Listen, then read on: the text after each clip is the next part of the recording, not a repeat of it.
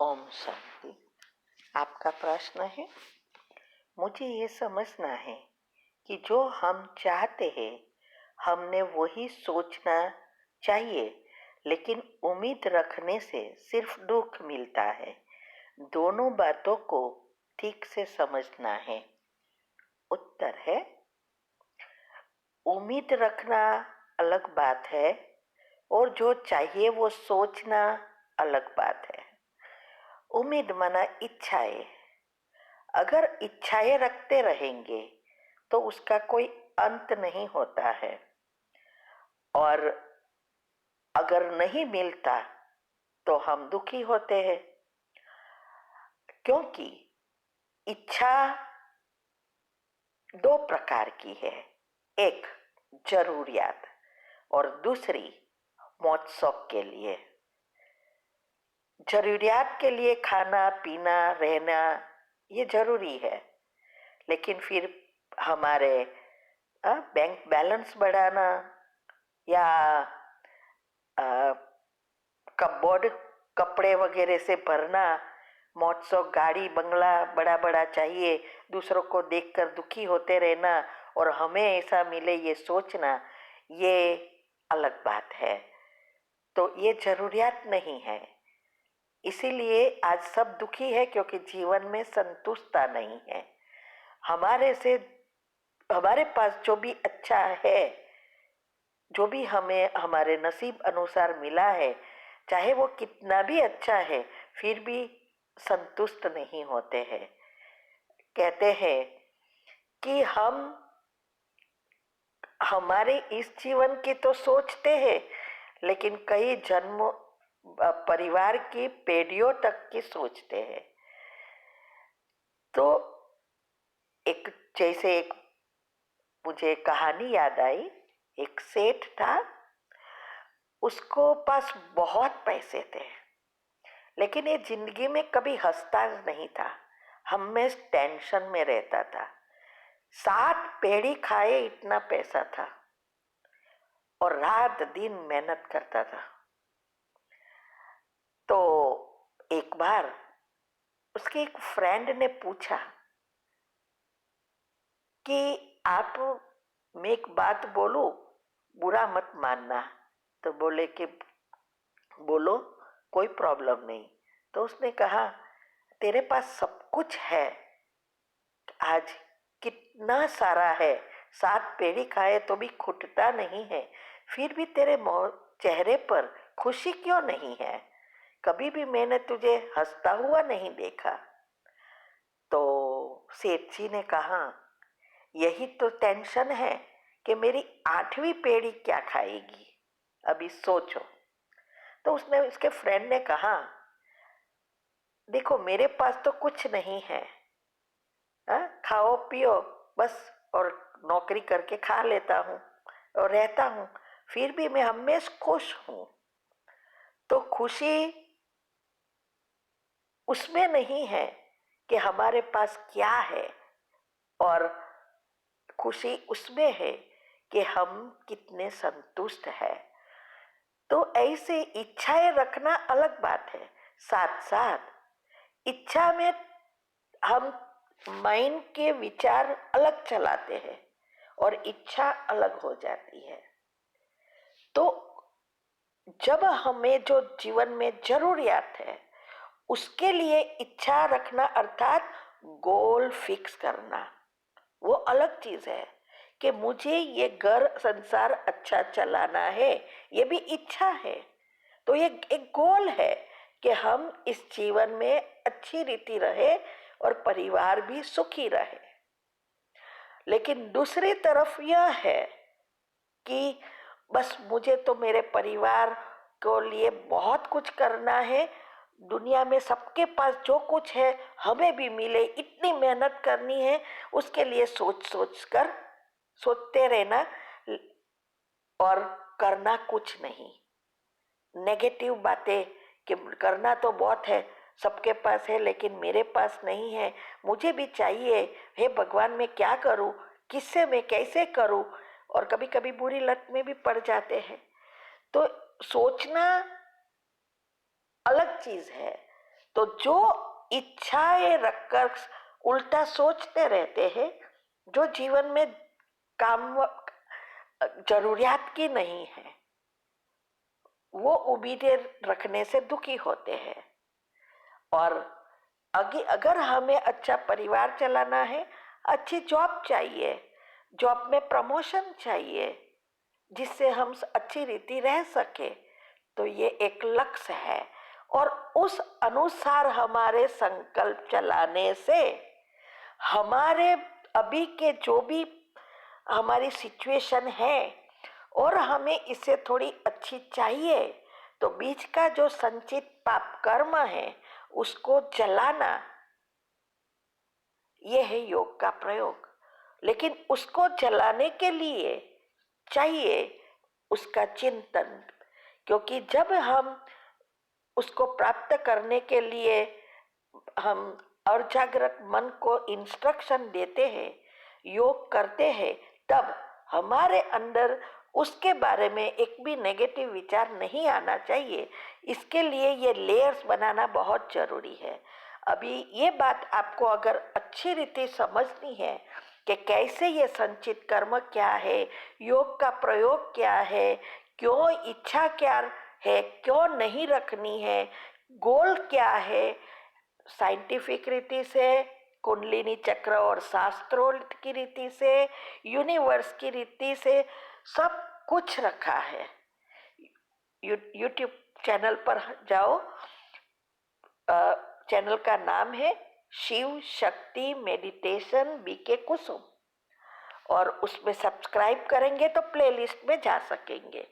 और प्लेलिस्ट में group wise आपको सब कुछ मिलेगा। वो जब तक आप ये बातें समझेंगे नहीं, तब तक इसका तफावत समझना बहुत डिफिकल्ट है। ज्ञान का अर्थ ही है समझ, तो समझ कहाँ से आएगी, उसकी गुह्यता में जाएंगे तब। तो समझदार बनना अर्थात बुद्धिशाली बनना, तो बुद्धि को शुद्ध पवित्र बनाने के लिए ये राज जानना जरूरी है। ठीक है, ओम शांति। आपका प्रश्न है, क्या प्रेतात्मा की फ्रीक्वेंसी नॉर्मल मनुष्य आत्मा की फ्रीक्वेंसी से हाई होती है? उत्तर है, देखो, प्रेतात्मा कौन है? जिसने ये स्थूल शरीर छोड़ दिया और सूक्ष्म शरीर साथ में है, वो है प्रेतात्मा। तो सूक्ष्म शरीर में ही कर्म भरे हैं और आत्मा भी उसमें है। तो आत्मा की शक्ति शरीर के ऊपर आधारित नहीं है, आत्मा की शक्ति के ऊपर फ्रीक्वेंसी आधारित है। इसीलिए हर एक प्रेतात्मा की फ्रीक्वेंसी अलग अलग है। ऐसे ही सभी मनुष्य आत्मा की भी फ्रीक्वेंसी अलग अलग है, माना आत्मा की शक्ति अलग अलग है। जो बहुत नेगेटिव सोचता है उसकी आत्मा की शक्ति कम है, और जो अच्छा सोचता है उसकी आत्मा की शक्ति ज्यादा है। और प्रेतात्मा कोई बात से बनी है, लेकिन उसके पिछले कर्म अच्छा है, तो कभी कभी वो आत्मा से प्रेतात्मा की शक्ति ज्यादा होती है, क्योंकि आत्मा उनमें ही प्रवेश कर सकती है जिसकी आत्मा की शक्ति दूसरी आत्मा से ज्यादा है। आज परमात्मा भी इस सृष्टि पर आते हैं और वो ब्रह्मा के तन में प्रवेश कर सकते हैं, क्योंकि उसकी फ्रीक्वेंसी और आत्मा की शक्ति एकदम हाईएस्ट है।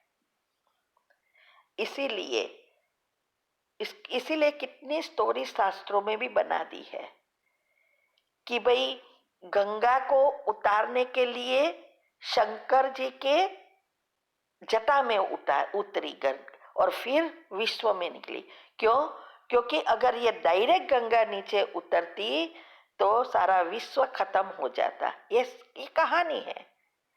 तो ऐसे ही ये जो परमात्मा जब आते हैं तो ब्रह्मा के ब्रेन में ज्ञान देते हैं और फिर मुख द्वारा आती है। इसीलिए ये ज्ञान गंगा उसने दुनिया में बहाई। ये सब बहुत सारी स्टोरियां है। तो ये क्यों परमात्मा दूसरे में नहीं आ सकता? क्योंकि दूसरे की आत्मा ब्रह्मा की आत्मा की शक्ति से सब कम है। और सबसे पहले सबसे शक्तिशाली आत्मा इस सृष्टि पर श्री कृष्ण की है, जो ब्रह्मा बनता है। भले पाठ बजाते बजाते वो नीचे चला जाता है, माना एकदम लकीर हो जाती है, लेकिन है तो नेक्स्ट टू गॉड। इसीलिए ये दोनों का ही पाठ से सारा विश्व की परिवर्तन, उत्पत्ति और विनाश होते रहता है।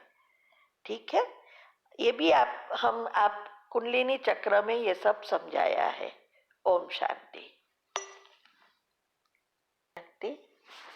आपका आपका प्रश्न है प्योरिटी के बारे में कि आपने और युगल ने प्योरिटी की धारणा की, फिर सिचुएशन अनुसार गिव अप कर दिया, फिर उसने कोर्स भी किया है, अच्छी रीति सेंटर पे भी जाता था, सब कुछ करते थे, लेकिन पहले सेंटर पर उसने जब हमने प्योरिटी की धारणा के लिए जबरदस्ती की तो उसने सब दुख मीन्स के दुखी होना शुरू किया। अभी वो सेंटर पर भी मुझे जाने देते हैं, सब कुछ करने देते हैं, लेकिन वो आत्मा बंद हो गई है। वो नहीं, सेंटर पर नहीं आता। और उसको ऐसा ही लगता है, जब भी मैं सेंटर पे जाती हूँ तो लगता है मैं उसको छोड़कर चली जाऊंगी। तो मुझे ही इन्होंने ही दिलवाया ज्ञान। और जब मैंने इसको बोला कि मुझे मेडिटेशन सीखना है और ये आत्मा भी बहुत अच्छी है, पर मैंने दीदी प्योरिटी के लिए डिसर्विस कर दी है, अब मैं इन्हें सेंटर के लिए कैसे पॉजिटिव करूं? और जो ये डिसर्विस मुझसे हुई है, तो इस इस भूल को सुधारने के का क्या कोई सॉल्यूशन है? उत्तर है, देखो, पहले तो वैसे आप कहते हो आपके युगल बहुत अच्छे हैं, तो आपको खुश होना चाहिए कि वो इतना सहयोग देते हैं। तो अगर आपको आगे बढ़ना है तो आप ये जो भी कर रहे हो वो बहुत अच्छा है। हमने जो बताया है, कल भी बताया और यूट्यूब पर भी वीडियो एक बांदेली के लिए रखा है कि कैसे ये धारणा कर सके, और कल के वीडियो में भी बताया कि कैसे हम ये युक्ति युक्त करें। तो ये करते रहना है। दूसरा कि अभी रोज जब प्रकाश देते हैं तो उसमें आपको जो चाहिए वो ऐड करना है। वास्तव में हर एक का पाठ अपना अपना है, लेकिन ये कहते हैं कि उसको मेडिटेशन सीखना है, लेकिन आपकी वजह से नहीं जाते सेंटर पे, तो आप एक काम कर सकते हैं, युक्ति से उसको कह सकते हैं कि मेडिटेशन सीखना है तो आप मुझसे भी जोड़वा सकते हो, और हम कोर्स कराएंगे, और उसको सेंटर पे अभी ना भी जाए तो कोई प्रॉब्लम नहीं है। ऐसे करके उसको थोड़ा खींचने का प्रयत्न करो, और ऐसा व्यवहार नहीं करो जिससे उसको ये होवे कि आप फिर से ऐसी धारणा करेगी। ये जो पवित्रता की धारणा है वो मैंने बताया कि जितना हमारे से जो कुछ हो सके वो करना है, और दूसरा वाइब्रेशन से युक्ति युक्त करना है, वो करते रहना है, उसको गिव अप नहीं करना है। तो आप वो ऐड कर सकते हैं आपके सकाश में। जैसे हमने कल भी आई थिंक बताया ही है कि कर्मेंद्रियों को शिथिल करने के साथ साथ क्या सोचना है। तो इसमें मैंने बताया है कि हमने भी कैसे ऐड किया है हमारी ये कमेंट्री में। जैसे मैंने कहा था ऑडियो में भी वो जो धारणाएं प्रैक्टिकल की उसकी 12 जो ऑडियो आती है शायद उसमें भी हमने बताया है कि कैसे हम और युगल दोनों साथ में ही आए हैं, लेकिन वो अभी तक धारणा नहीं कर सके। माना ऊपर नीचे होते रहते हैं, छोड़ता है, बहुत अनशुद्धि करता है, फिर छोड़ देता है, ऐसा। दूसरा, योग में भी मन नहीं लगता क्योंकि सारा दिन न्यूज़ वगैरह देखते रहता है। सेंटर पर मुरली भी सुनता है, जाता था, इंडिया में होते हैं या यहाँ जब तो जाना है तो आता है, लेकिन वहाँ भी वो नेगेटिव चीज़ ही देखता है। मुरली में आता तो भी नेगेटिव ही सोचता है, बहनों के बारे में भी नेगेटिव ही सोचता है। और बीच में तो ऐसा हो गया कि उसने छोड़ ही दिया, तो वापस लाने में मुझे 3 साल लगे। अभी भी वापस आए फिर भी इतना निश्चय नहीं बैठता, भले हमारे जितने ही साल हुए हैं। और सेवा भी, बहनों का रिस्पेक्ट भी इतना करता है, बहनों के लिए सेवा भी इतनी करता है। ड्राइविंग की सेवा ही उसको अच्छी लगती है, दूसरी कोई सेवा नहीं अच्छी लगती। तो ये करता है, सब कुछ है, फिर भी उसके कर्म उसके साथ जुड़े हैं ना। तो हमें तो उसको सिर्फ मदद करना है। अगर उसका पाठ होगा तो आएगा। तो हमने अभी ये शुरू किया, थोड़े महीने हो गए काफ़ी, कि इसमें ऐड किया कि अब इस आत्मा की बुद्धि शुद्ध पवित्र बन गई है। अब इस आत्मा को मुरली, मेडिटेशन, सेवा, पॉजिटिविटी, इन सब का महत्व समझ में आ गया है। अब उसको अच्छी अच्छी बातें सुनना, देखना, सोचना ये अच्छा लगता है, उसमें रुचि बढ़ गई है। अब ये आत्मा को अभी अंदर से प्रेरणा हो गई है और ये आत्मा एकदम आगे बढ़कर अपने पुरुषार्थ कर अपने उच्च पद को प्राप्त कर लिया। ऐसे हमने ऐड करना शुरू किया। तो अभी हम देखते हैं थोड़े दिन से कि वो टीवी पर न्यूज़, पहले तो न्यूज़ या कोई डायरो या वगैरह ऐसे ही बाहर की बातें सुनता। अभी हम देखते हैं कि घर में वो कभी भी मुरली नहीं सुनता था, लेकिन आज हमारे जो इंडिया में आनंद में बहन मुरली सुनाती है, और वो शाम को यहाँ रात होती है, वहाँ सुबह होती है और यहाँ रात होता है, तो वो 8 से 9 सुनता है। फिर लेक्चर स्वामीनारायण के या दूसरे कथाकार के सबके सुनता है और न्यूज़ भी देखता है। लेकिन अभी सारा दिन ये सब बातें नहीं, 24, क्योंकि यहाँ करना तो कुछ नहीं है, अभी तो घर में ही है। अभी वैसे भी नौकरी तो 20 साल से नहीं करते, तो इसके लिए उसने ये करना शुरू किया। ये वाइब्रेशंस की कमाल है। और अभी अगर उसका पाठ होगा तो करेगा, तो हमें उस पर उसको कोई भी चीज में फोर्स नहीं करना है, युक्ति युक्त समय अनुसार पॉइंट रख देना है, पीछे नहीं पड़ जाना है। तो ये सब करेंगे तो उसका पाठ होगा तो आ जाएगा। नेगेटिव जरा भी नहीं सोचना है, ठीक है। ओम शांति। आप अपने आप को अभी भी रोज चेक करके चेंज करना शुरू करना है, क्योंकि जब तक हम चेंज नहीं होते तब तक दूसरों का इंटरेस्ट नहीं बढ़ता। तो हमारा पुरुषार्थ यही है, स्व परिवर्तन करके दिखाना है, ठीक है। ओम शांति।